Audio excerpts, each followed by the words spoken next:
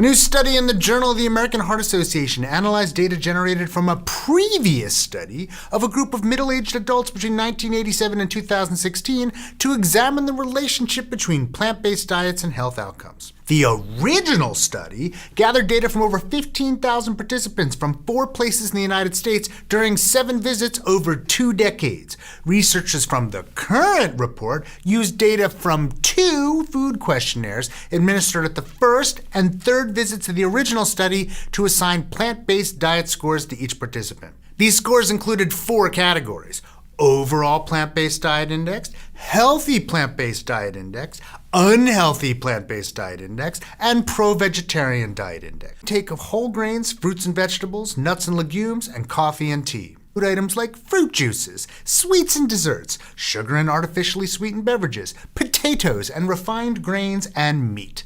The highest adherence to the overall plant-based diet and pro-vegetarian diet had an associated decrease in risk of cardiovascular disease, 16%, cardiovascular disease mortality, 31 to 32%, and all-cause mortality, 18 to 25%. Higher adherence to the healthy plant-based diet was associated with 19% lower risk of cardiovascular disease, but 11% lower risk of all-cause mortality, and was not associated with incident cardiovascular disease. But, of course, these percentages reflect the relative risk. Absolute risk reductions about 1 to 2 per 100,000 person years. Food intake was assessed only 2 times.